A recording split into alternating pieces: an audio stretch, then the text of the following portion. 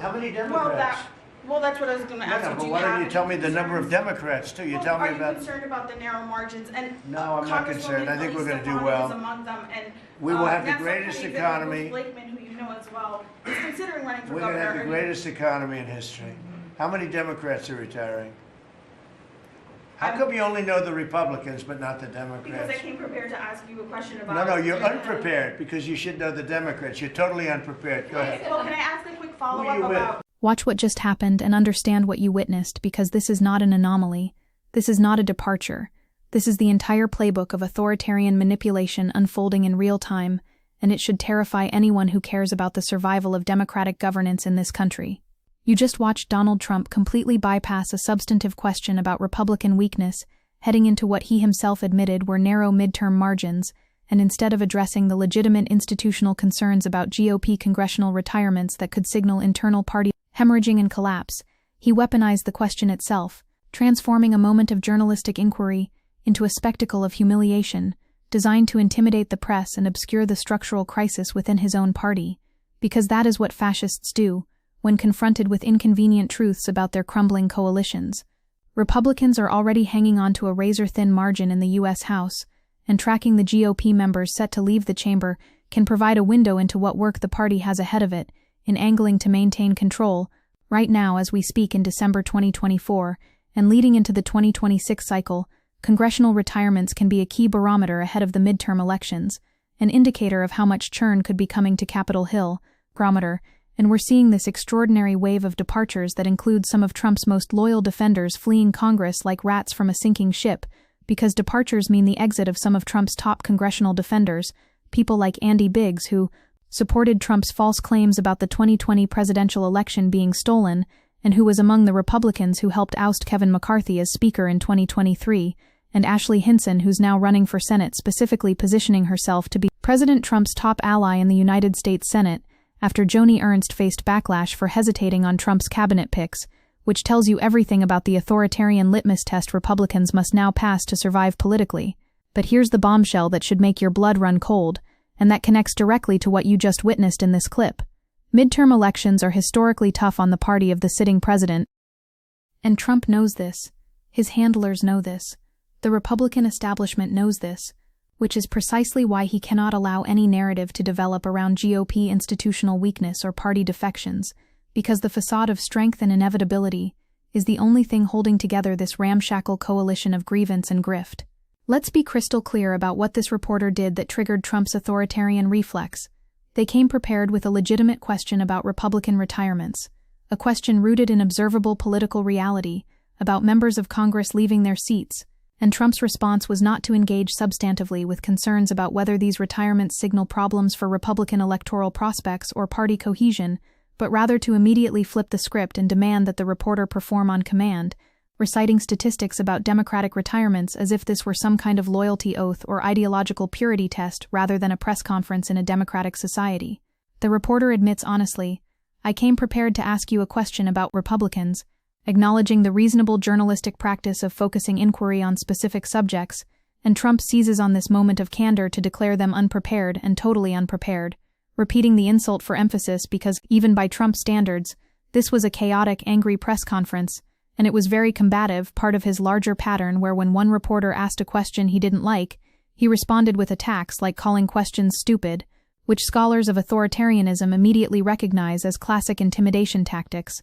This is not about Democrats versus Republicans in any meaningful ideological sense. This is about the systematic destruction of the Fourth Estate as an independent check on executive power, and we have extensive documentation of how President-elect Donald Trump has vowed to go after much of the media in his second term, threatening to jail journalists, revoke broadcast licenses, and target outlets with a flurry of lawsuits following what experts describe as an authoritarian playbook, where crackdowns on the press are most effective when they're not dramatic but plotting and complicated, and what you just saw was the retail-level version of that wholesale assault on press freedom. Since taking office, Trump has waged an aggressive campaign against the media, unlike any in modern U.S. history, making moves similar to those of authoritarian leaders, and he has cheered suspensions and cancellations while filing lawsuits against outlets whose coverage he dislike. And and major corporations are capitulating because there is a very strange kind of self-censorship in America, And observers note it is very frightening to see to what degree individual bravery does not exist, as everyone immediately surrenders when Trump applies pressure. Think about the implications. Trump can pressure media outlets by pressuring their corporate owners like Jeff Bezos, whose Amazon competes for federal contracts, or Patrick Soon-Shiong, who sells medical products subject to FDA review. And ahead of the 2024 election, both men overruled their papers' planned endorsements of Kamala Harris, demonstrating that the authoritarian project works through economic coercion and the threat of state power wielded against business interests. The question about Republican retirements is not some gotcha journalism, it's fundamental democratic accountability, because here's what's actually happening structurally within the GOP. One potential consequence of this wave of retirements could be an uptick in Republicans who embrace Trump's MAGA movement and bring a burn-it-all-down mentality to Washington. As observers note, we're seeing a raft of retirements on the part of more institutionalist members, Wengers, meaning the party is actively purging anyone with even minimal commitment to governing norms or democratic processes. Any kind of respect for the institution is gone. Any kind of obligation to be truthful is the exception under GOP control, and members cite that Congress is not the optimal place to do good and make change, with some noting if anybody was on the fence, the last 10 weeks could knock you off that fence pretty easily. Regarding the chaos and dysfunction, this is a party eating itself from within, while Trump demands that everyone pretend everything is fine, and that questioning this visible deterioration makes you the problem rather than him or the structural rot he has catalyzed and accelerated. And here's where it gets absolutely chilling from a political theory standpoint, and why scholars are sounding alarm bells. A survey of more than 500 political scientists finds that the vast majority think the United States is moving swiftly from liberal democracy toward some form of authoritarianism, and after Trump's election, scholars gave American democracy a rating of 67 out of 100, but several weeks into Trump's second term, that figure plummeted to 55, which was the biggest decline since scholars began surveying threats to American democracy in 2017. Let that sink in. The people who spend their entire professional lives studying democratic institutions and authoritarian patterns are watching in real time as America slides toward competitive authoritarianism. We've slid into some form of authoritarianism, says Harvard professor Stephen Levitsky, co-author of How Democracies Die, noting it is certainly reversible, but we are no longer living in a liberal democracy. When you have this level of scholarly consensus about democratic backsliding, when experts on authoritarian governments are explicitly stating that America has crossed a threshold, you cannot dismiss what you just watched in that clip as normal political theater or Trump being Trump, because scholars with expertise in authoritarianism have been sounding the alarm about Trump for years, and books like How Democracies Die describe how Trump exhibited key indicators of authoritarian behavior, including undermining election legitimacy, describing rivals as criminals, refusing to condemn violence by supporters, and threatening to punish critics and media, with scholars arguing no other major presidential candidate in modern U.S. history has demonstrated such a weak public commitment to constitutional rights and democratic norms, and this intensified when Trump returned to office. The mechanics of what Trump did in that exchange follow the authoritarian playbook with precision. He created what scholars call unreality, where the goal is to cast reality into doubt, so that what is true cannot be agreed upon, breaking down reality and removing the ability to assess arguments by a common standard, replacing reasoned debate with fear and anger, with regular and repeated obvious lying, as part of the process by which fascist politics destroys the information space. Trump wasn't genuinely interested in Democratic retirement numbers. He was performing dominance and creating confusion, establishing that he sets the terms of discourse and that journalists exist to be humiliated rather than to hold power accountable.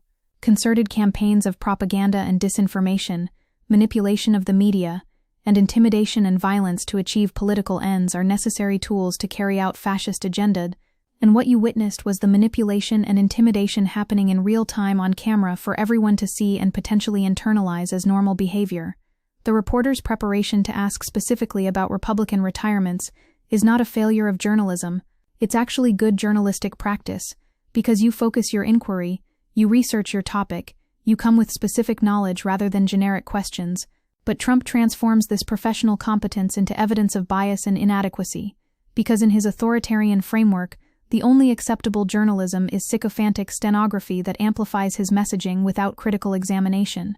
NPR fact-checked Trump's news conferences and found at least 162 misstatements, exaggerations, and outright lies in 64 minutes, demonstrating that his relationship to factual reality is fundamentally hostile and that his goal is not to inform but to overwhelm and confuse, creating what Hannah Arendt identified as the precondition for totalitarian movements where citizens become unable to distinguish truth from falsehood.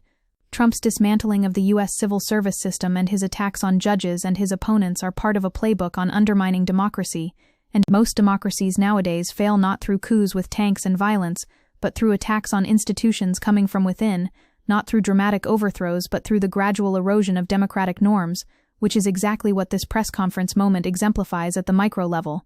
Let's talk about why Republican retirements matter substantively, and why Trump is so desperate to deflect from this topic. When career politicians who have spent decades building power within a party structure suddenly decide to leave, that signals either deep ideological rifts that make continued participation untenable, or recognition that the party's trajectory is politically doomed, or both.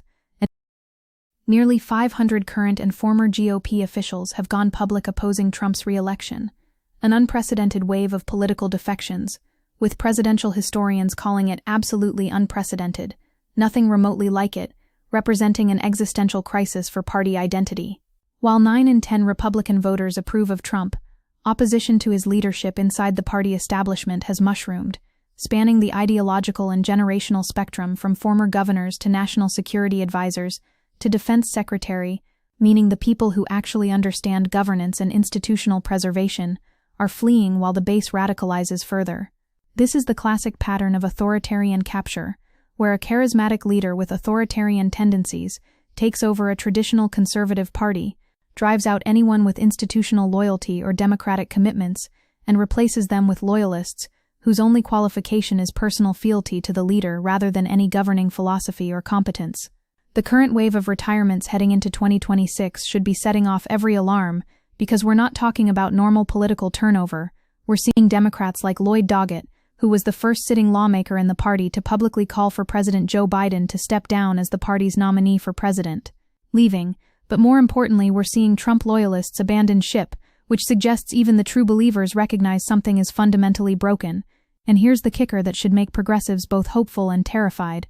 Retirement announcements are a window of opportunity for Democrats seeking to return the House to their party's hands, meaning there is a genuine political opening here for resistance and resurgence. But Trump cannot allow that narrative to develop because his entire political project depends on the illusion of invincibility and the demoralization of opposition. When a reporter tries to explore this vulnerability, Trump must destroy them professionally and personally in that moment to send a message to every other journalist. Ask questions that make me look weak, and I will humiliate you in front of your colleagues in the world. America is on the cusp of competitive authoritarianism. The Trump administration has already begun to weaponize state institutions and deploy them against opponents, and the Constitution alone cannot save U.S. democracy.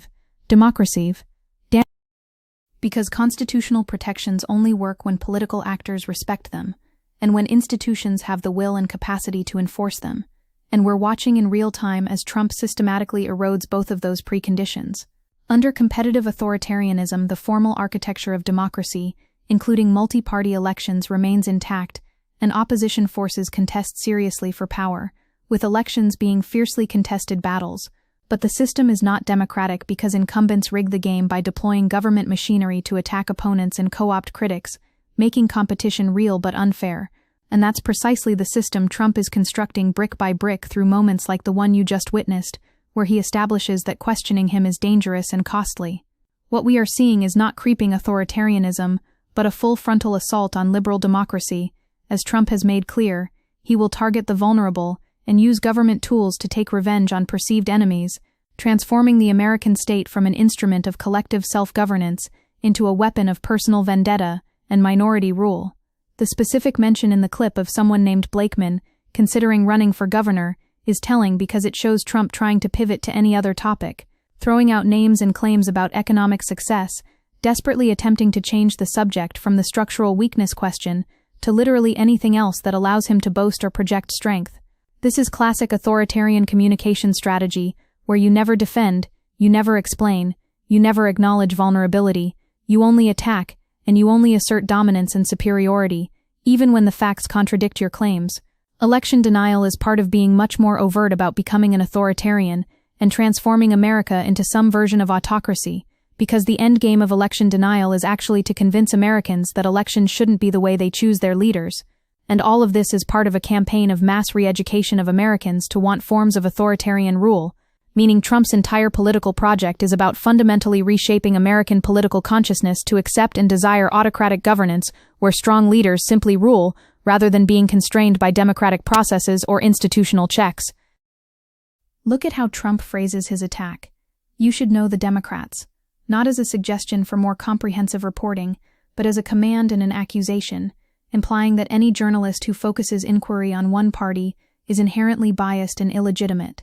This is the fascist tactic of encouraging fear and anger to foment division, targeting ideological enemies, dehumanizing segments of the population to reduce empathy and justify inhumane treatment, making truth and civility cease to matter, with the goal of turning rhetoric into reality and creating or solidifying distinction. In this case, the distinction Trump creates is between journalists who serve him versus journalists who are enemies of the people. By declaring the reporter unprepared for not having Democratic retirement statistics at hand, Trump establishes an impossible standard where journalists must have encyclopedic knowledge of all topics tangentially related to their questions, or else they are disqualified from asking anything, which of course is designed to paralyze and intimidate the press into either avoiding tough questions entirely or spending so much time on defensive preparation that they lose their critical edge. The institutional crisis this represents goes beyond one bad press conference because authoritarians aim to weaken not only the press but any influential public voices that contradict their preferred narratives, and defending press freedom requires offering guidance to press members on how to neutralize attempts by authoritarian actors to spread disinformation and undermine democracy, meaning the press itself must recognize it is under coordinated assault and develop collective strategies of resistance rather than continuing to treat each Trump tantrum as an isolated incident of presidential pique. Moves against independent media prompted the European Parliament to declare that Hungary could no longer be considered a democracy, and that's the trajectory America is on, where international observers will eventually have to acknowledge that whatever America has become, it no longer meets the basic definitional criteria of liberal democracy. That may sound hyperbolic until you realize that U.S. scholars of democracy say Orbán used tactics including stalking state agencies with loyalists and attacking media business models to turn Hungary into a competitive authoritarian state where there are still elections but the playing field is tilted in favor of the ruling party, and Trump has openly expressed admiration for Orbán and is implementing the same playbook domestically with the same expected results. Every time Trump humiliates a reporter for doing journalism, every time he declares questions illegitimate without addressing their substance, every time he transforms a moment of democratic accountability into a spectacle of dominance and submission, he is training the American public to accept authoritarian norms where leaders are not questioned but obeyed, where power justifies itself through its own assertion rather than through reasoned argument or empirical evidence, where the very concept of holding the powerful accountable becomes not just difficult but conceptually foreign to how politics operates. Fascists and authoritarians want to change how people see violence, making it necessary and patriotic and morally righteous, and they use dehumanizing language, with Trump using his rallies since 2015 to shift the idea of violence into something positive, and now using dehumanizing rhetoric, creating the ideological preconditions for political violence against designated enemies, including journalists who refuse to comply with authoritarian demands. When Trump supporters chant about enemies of the people or threaten journalists at rallies, that's not organic grassroots anger, that's the direct result of deliberate cultivation by Trump, has openly worked to lessen taboos about violence, so people will be less sensitive about violence in the future, either committing it themselves or tolerating it, in preparation for mass deportations, mass imprisonments and giant camps that his administration plans to implement. The Republican Party is not dying because of natural political cycles or demographic shifts or policy disagreements. It's dying because Trump has deliberately killed it, and is reanimating its corpse as a vehicle for authoritarian minority rule, and the retirements you're seeing are the last gasps of Republicans who still have some vestigial attachment to democratic governance or constitutional principles fleeing before they either have to actively participate in dismantling democracy or be purged for insufficient loyalty. The party seems to have very little leverage determining who gets to run under its party label, making the party vulnerable to outsiders and radical candidates, and undermining the party's ability to choose candidates who share party priorities, as the party has few ways to manage factional conflict when it cannot serve as gatekeeper, meaning the institutional apparatus that once constrained extremism has been deliberately destroyed, creating conditions where the most radical and authoritarian candidates can capture party apparatus without any meaningful vetting or constraint. This isn't a bug in the system, it's the intended feature of Trump's hostile takeover, where he has completely captured the Republican Party and used it to reshape government so that neither Congress nor courts will provide substantial resistance, and he has learned to surround himself with loyalists who will follow orders without hesitation, regardless of consequences or moral implications. So when you watch Trump attack that reporter for asking about Republican retirements, understand that you're not watching a personality quirk or a communication strategy. You're watching authoritarian power consolidation happening in real time, where the ability to ask questions about institutional health becomes itself a transgression worthy of punishment, where journalism becomes treason and accountability becomes insubordination, where the press must either become state propaganda or be destroyed as enemies of the regime. This is how democracies die, not with dramatic coups but with daily degradations, not with sudden authoritarianism but with the gradual normalization of authoritarian behavior, until one day you wake up and realize the country you thought you lived in no longer exists, and hasn't for some time. The retirements Trump doesn't want to discuss are canaries in the coal mine, signaling that even Republicans recognize something has gone terribly wrong. But Trump cannot allow that signal to be received or interpreted, because his power depends entirely on maintaining the fiction that everything is fine, and anyone who suggests otherwise is a liar and an enemy. That's fascism. That's competitive authoritarianism. That's the death of democratic accountability, happening right before our eyes, while the press worries about seeming biased, and the public debates whether it's appropriate to call any of this what it obviously is. We are running out of time to resist this transformation, and every moment we waste pretending this is normal politics rather than an authoritarian emergency is a moment we will never get back and will regret for generations to come, if American democracy does not survive what Trump and his movement are doing to it right now today in December 2024, as we hurtle toward midterms that may be the last real elections America has if we don't wake up and fight back with everything we have.